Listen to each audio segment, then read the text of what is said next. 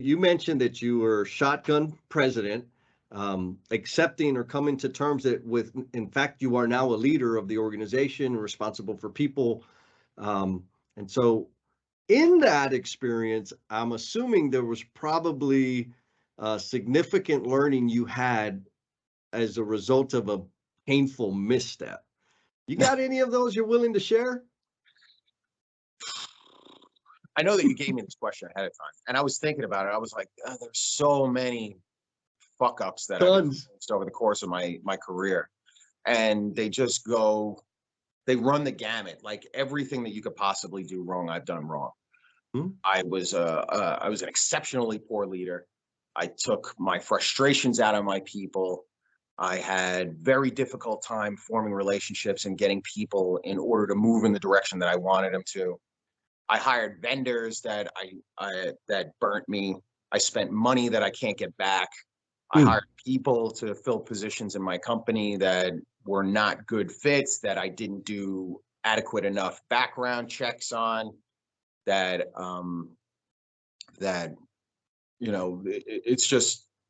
it's countless. I can't even think of just one thing that I've screwed up really bad, bad, that I can just like bring to the surface. So I think that I don't know. I don't know how to do one thing, because I've screwed up so many times. Yep. It's unbelievable. So the fact that I'm still in business today, really, it's crazy. A miracle. Yeah. I tell people that I am an awesome elevator man, but I'm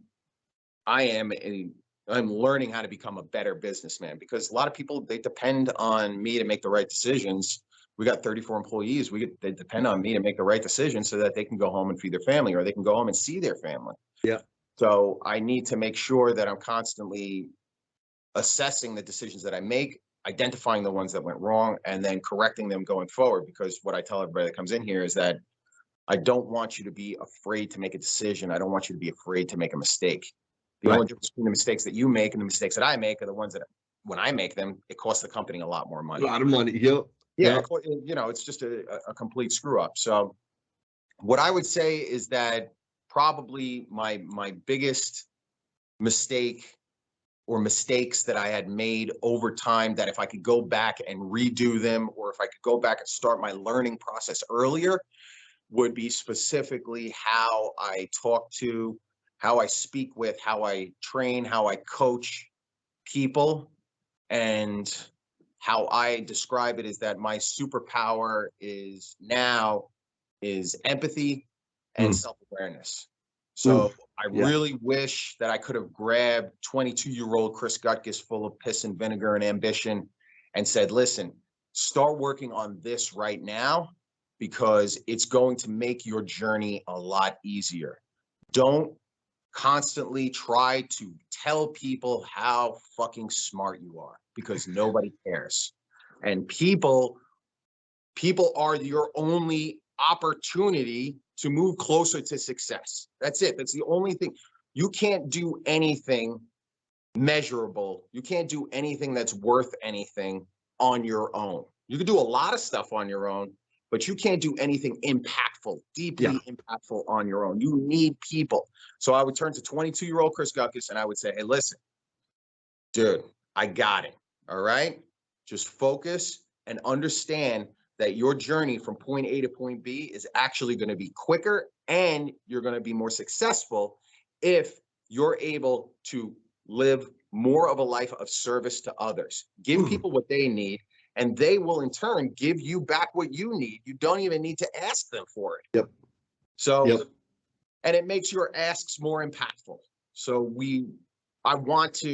I wish I could have told myself that before. I'm glad that I have more of that understanding now. That is my biggest problem, is just being hard-headed, ambitious, headstrong. I never saw somebody else. I only thought that the whole world operated the same way that I operated. And that's not the case. And it took me forever to figure that out. Yeah. Well, why don't you do it that way? Why don't you look at things this way? No. Take it down a notch. It's what my father always used to tell me. He's like, Chris, not everybody is like you. and it didn't really register. It didn't really come to fruition except over the last, I would say, 6 years since my father passed. There's a saying out there that a man doesn't become a man until his father dies. Yeah. That's where I kind of feel that impact, that what he would tell me kind of resonates now. Yeah. And I was listening to, I don't know who you listen to, but I started listening to this new podcast. It's called Diary of a CEO, and Malcolm Gladwell was on it. And Malcolm Gladwell was saying, I feel like the older I get and the further I get from my father's passing, the better I know him, the better I understand him. And that's kind of what I'm living right now, is that as I start to have these experiences and I reflect on what it was like for my father, and although I was very me-centric, why is this guy so fucking angry and all of this? Now I know. Yeah. So it's really up to me in order to break that generational cycle of how you interact with the world. Yeah. And I every day I know him a little bit better. That's amazing, man. So how did you go about, because I know people are going to be like, well, how did you do that? So how did you go about building your self-awareness and your empathy for people? Because there was a gap. And sure. Right, it was probably very easy. People were reminding you that it was a gap, but you had to do something strategic to close. It doesn't just happen overnight. No. So how did you do that? The first step was getting sober.